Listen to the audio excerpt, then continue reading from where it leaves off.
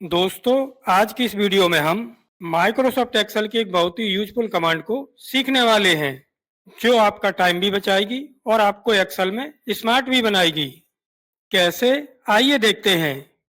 मान लीजिए हमारे पास एक कंपनी का सेल्स डेटा है, जो 20 अलग-अलग शहरों से जुड़ा हुआ है।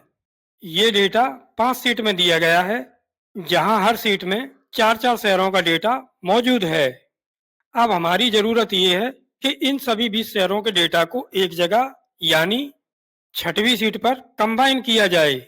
लेकिन इसे सिर्फ कंबाइन ही नहीं करना है, बल्कि कंडीशन ये भी है कि अगर हम इन पांचों सीटों में से किसी भी सीट में बदलाव करें, तो ये बदलाव अपने आप छठवीं सीट पर भी दिखाई दे। तो दोस्तों, इस काम को मैन्युअली करने में बहुत टाइम वेस्ट होगा। इसे पूरा करने के लिए हम एक्सेल के एक बहुत ही शानदार फीचर का इस्तेमाल करेंगे, जिसका नाम है कंसोलिडेट कमांड। तो चलिए स्टेप बाय स्टेप और प्रैक्टिकली हम सीखते हैं कि कंसोलिडेट कमांड का यूज करके इस काम को कैसे किया जा सकता है। इसके लिए सबसे पहले हम छठवीं सीट की पहली सेल में माउस पॉइंटर को रखेंगे। अब डेटा टैब पर जाकर कंसोलिडेट कमांड पर क्लिक करेंगे। इस पर क्लिक करते ही कंसोलिडेट कमांड का इस प्रकार का डायलॉग बॉक्स ओपन होगा। इसमें बाय डिफॉल्ट फंक्शन सम दिखाई देता है। अगर हम चाहें तो इस लिस्ट पर क्लिक करके कोई और फंक्शन को सिलेक्ट कर सकते हैं, जैसे काउंट, एवरेज, मिन, मैक्स। क्योंकि इसमें हमें डेटा का टोटल करना है, इसलिए हम इसमें सम ही रहने देंगे। इसके बाद रेफरेंस पर क्लिक करके सीट 1 को सिलेक्ट करेंगे। इसके बाद माउस से ड्रैग करके पूरे डेटा को सिलेक्ट कर लेंगे।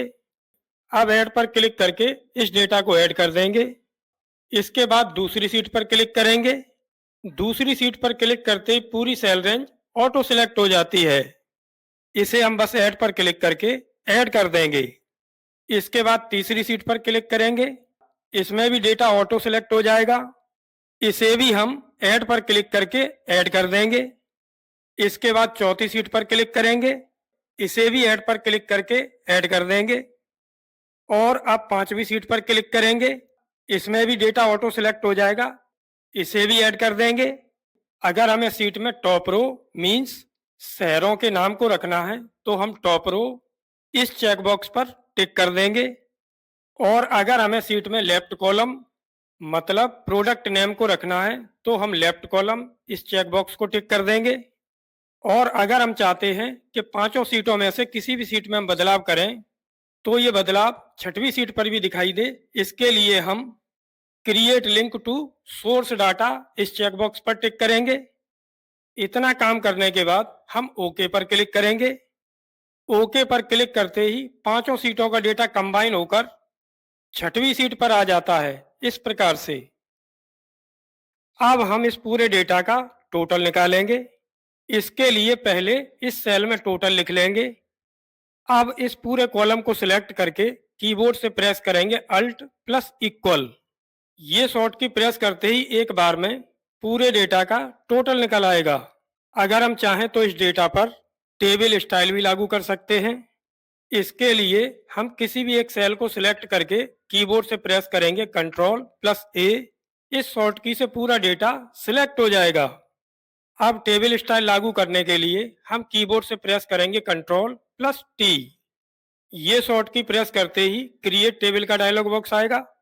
इसमें हम माई टेबल हैज हेडर इस चेक बॉक्स पर टिक करके ओके कर देंगे। ओके करते ही हमारे पूरे डेटा पर टेबल स्टाइल लागू हो जाती है।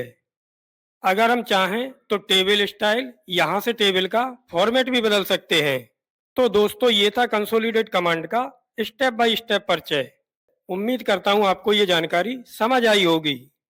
लेकिन फिर भी अगर आपका कोई सवाल है तो प्लीज कमेंट करके जरूर पूछिएगा। धन्यवाद।